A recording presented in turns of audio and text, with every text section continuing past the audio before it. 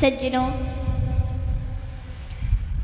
नारद जी कहते हैं कि संत और भगवान में भेद नहीं है। अच्छा, आप लोग यह बताइए कि संत कृपा बड़ी होती है या भगवत कृपा बड़ी होती है? बताइए सज्जनों, संत कृपा भगवत कृपा से बड़ी होती है और नारद जी इसका प्रमाण है। सज्जनों, पूर्व जन्म में नारद जी एक दासी के पुत्र थे। जब नारद जी का जन्म हुआ तो उनके पिताजी की मृत्यु हो गई। नारद जी ने अपने पिताजी का दर्शन नहीं किया था और नारद जी की माँ उन्हें संतों के आश्रम में लेकर गई और वहाँ संतों से जाकर के कहा कि महाराज, मुझे गाय का दूध निकालना आता है, सेवा करनी आती है, कृपया आप मुझे इस आश्रम में आश्रय दे दें। संतों ने वहाँ पे उनकी माँ को आश्रय दे दिया और अब नारद जी का वहीं पे लालन पालन हो रहा है। नारद जी की कुछ समय बाद नारद जी की माँ भी उन्हें छोड़कर चली गई और माँ के जाने के बाद नारद जी बहुत रोए। लेकिन सज्जनों, क्या आपको पता है कि नारद जी की एक आंख से तो ठंडे आंसू निकले और दूसरी आंख से गर्म आंसू निकले? ऐसा क्यों हो रहा है? क्योंकि ठंडे आंसू तब निकलते हैं जब हम खुशी में रोते हैं और गर्म आंसू तब निकलते हैं जब हम दुख में होकर रोते हैं। तो नारद जी के ठंडे आंसू इसलिए निकले क्योंकि अब वह सोच रहे थे कि अब मुझे वन में जाने से कोई नहीं रोक सकता, और गर्म आंसू इसलिए निकले कि माँ की मृत्यु हो गई। और नारद जी ने अपनी माँ की मृत्यु को परमात्मा की कृपा समझकर और परमात्मा की कृपा समझा और वह बद्री धाम में जाकर और बद्री धाम की गुफा में जाकर और नाचने लगे और इनके हृदय में गोविंद प्रकट हो गए और आज दासी पुत्र रामदास आज संत नारद बन गए। ये किसकी कृपा है? ये संतों की कृपा है। जब नारद जी वहाँ आश्रम में रहते थे तो नारद जी संतों के साथ भगवान का भजन किया करते थे।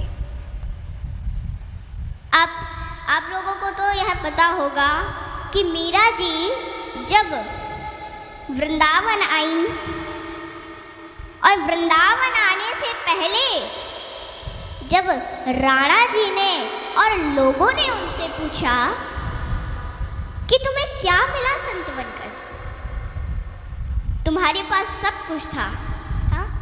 क्या मिला तुम्हें संत बनकर, तुम क्यों संत बन गई?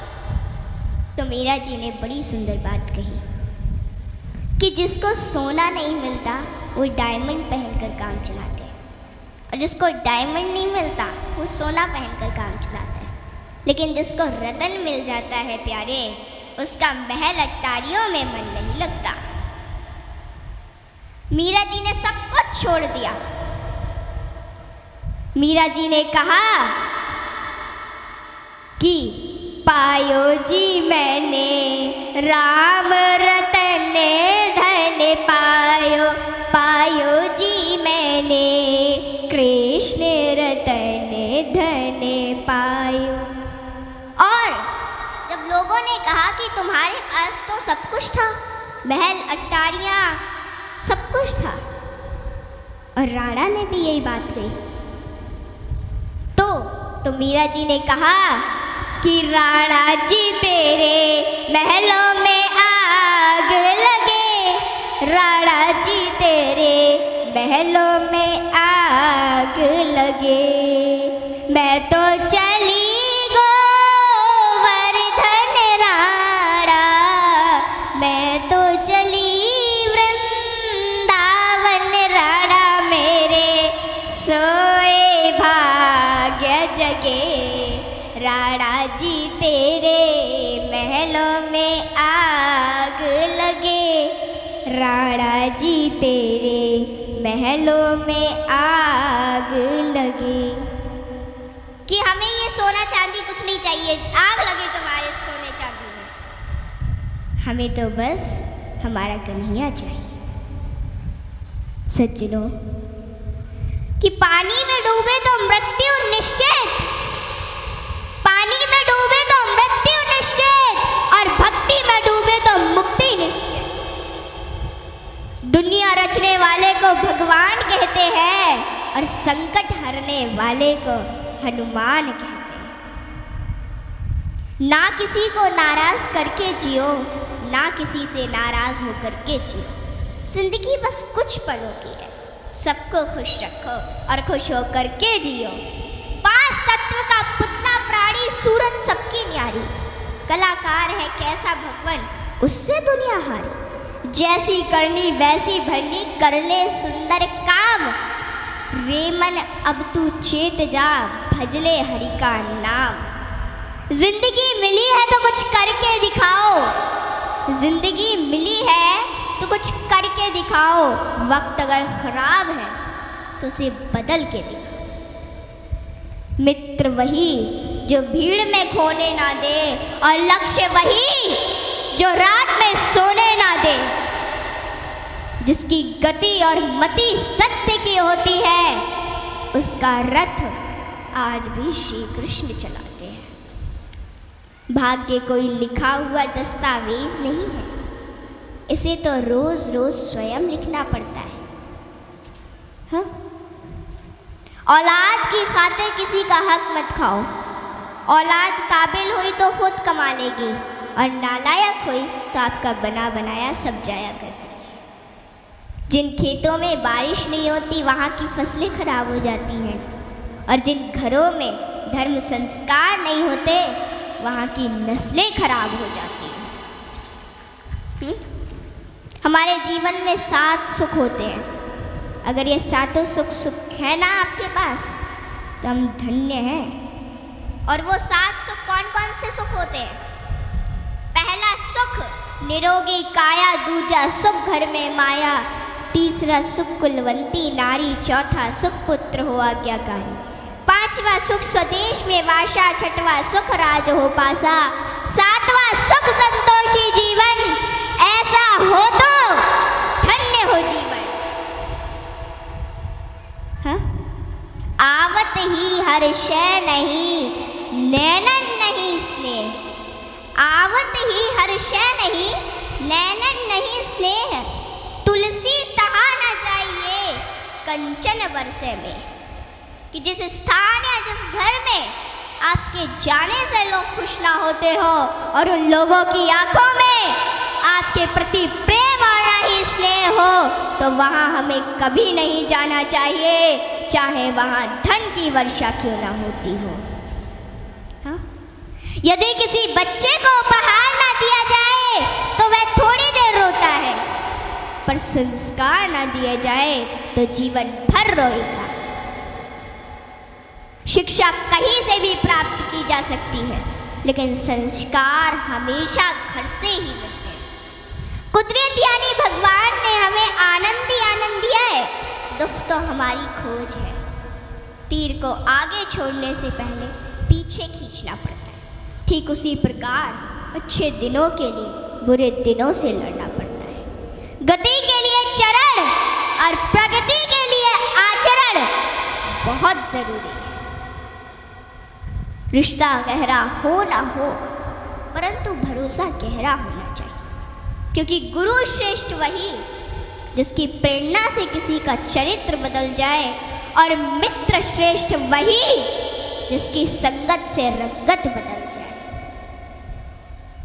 भरोसा सब पर कीजिए, लेकिन संभल कर, क्योंकि कभी कभी खुद के दांत ही जीभ को काट लेते हैं।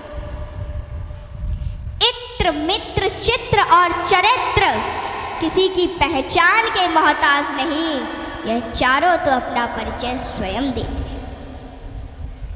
जीवन में जो कुछ भी करो पूर्ण समर्पण के साथ करो।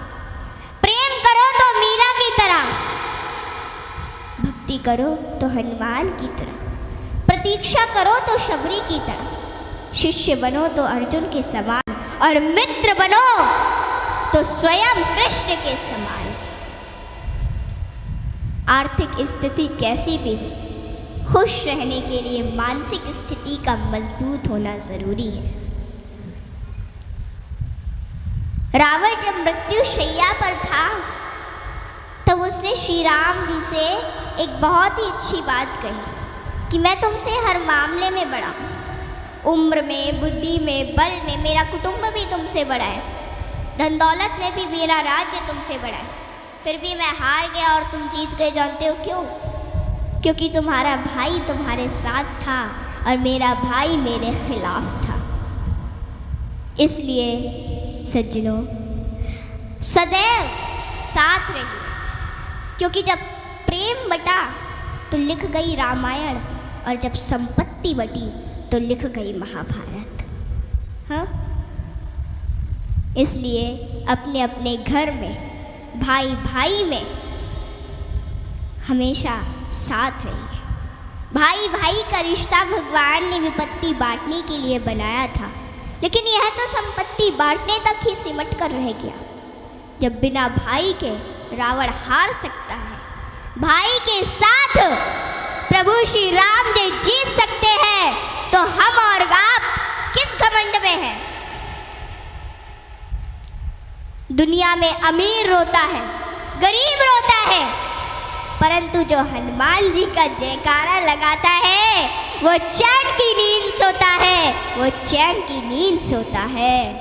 सज्जनों, हनुमान जी एक ऐसे देवता है जिनको यह वरदान प्राप्त है कि जो हनुमान जी की शरण में आएगा उसका कलयुग कुछ नहीं बिगाड़ पाएगा। जिन भक्तों ने पूर्ण भाव व निष्ठा से हनुमान जी की भक्ति की है, उनके संकटों को हनुमान जी ने दूर किया, उनके कष्टों को हनुमान जी स्वयं हर लेते हैं।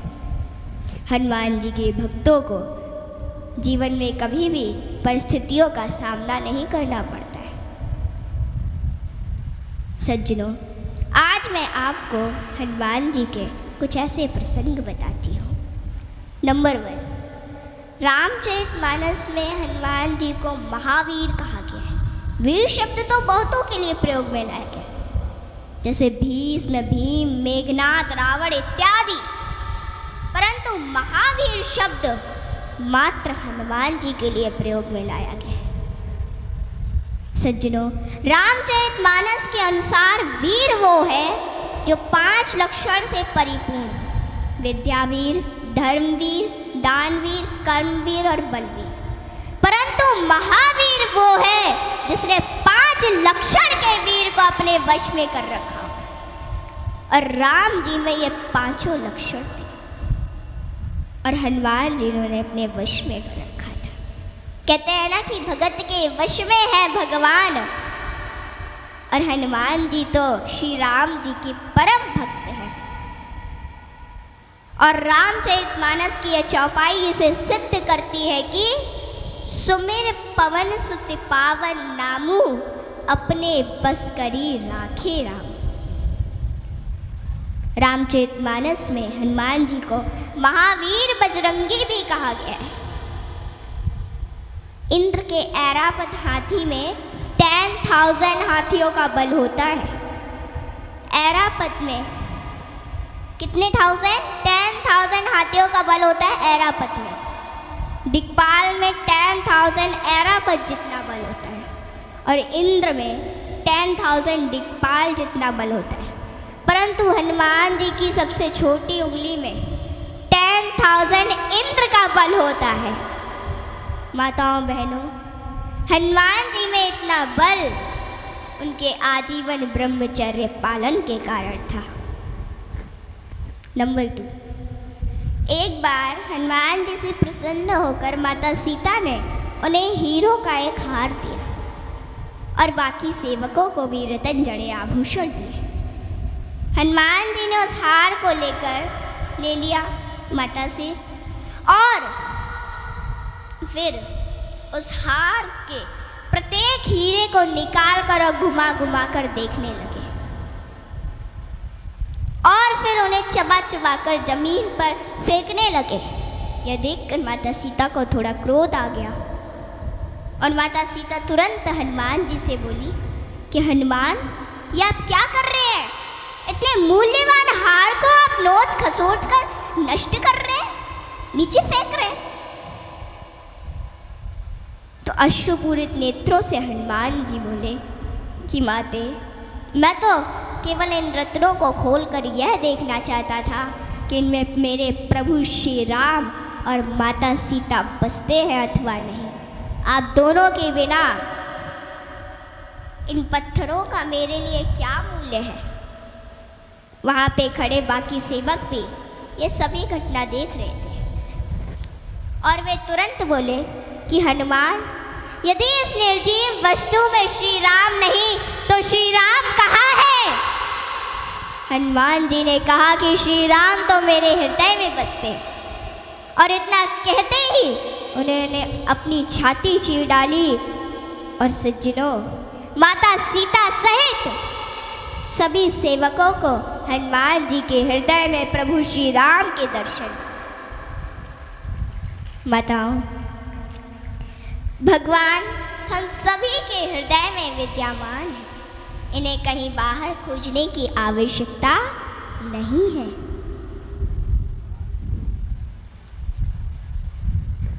ऊपर वाले की अदालत में वकालत नहीं होती, ऊपर वाले की अदालत में वकालत नहीं होती, और अगर सजा हो जाए तो जमानत नहीं होती प्यारे, सजा हो जाए तो जमानत नहीं होती। काम करो ऐसा कि पहचान बन जाए, काम करो ऐसा कि पहचान बन जाए, कदम चलो ऐसे कि निशान बन जाए। जिंदगी तो हर कोई काट लेता है, जिंदगी तो हर कोई काट लेता है, पर जिंदगी जियो ऐसे कि मिसाल बन जाए, जिंदगी जियो ऐसे कि मिसाल बन जाए। काम करने से पहले सोचना बुद्धिमानी है, काम करते हुए सोचना सतर्कता है, लेकिन काम करने के बाद सोचना मूर्खता है।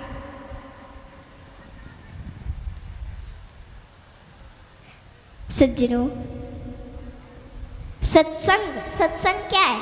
सत्संग का अर्थ यह नहीं कि भीड़ भाड़ में जाकर बैठ जाए और जीवन में कुछ उतारे ही नहीं। सत्संग का मतलब होता है कि सत्य की जानकारी रखने वालों का संग खुद को बदलने की सबसे ऊंची प्रक्रिया का नाम है सत्संग।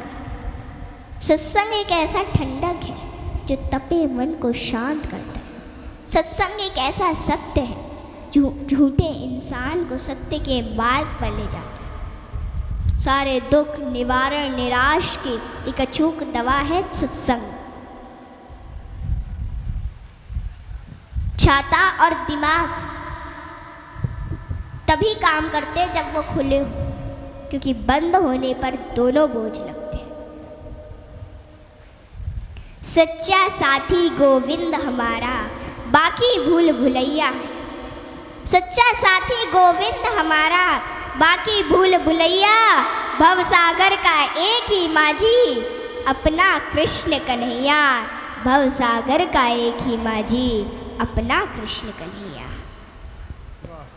जंगल में रहो या बस्ती में, लहरों में रहो या कश्ती में, महंगी में रहो या सस्ती में, पर रहो राम जी की मस्ती में, क्योंकि जो डूबे हैं राम जी की मस्ती में, चार चांद लग जाते हैं उनकी हस्ती में। बोले जय श्री राम। जय श्री राम।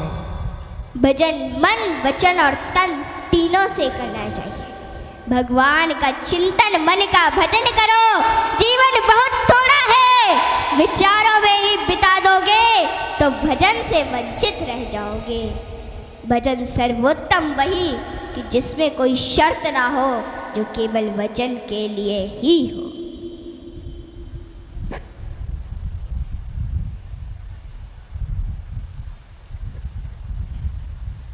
सभी लोग एक बार प्रेम से बोले राधे राधे।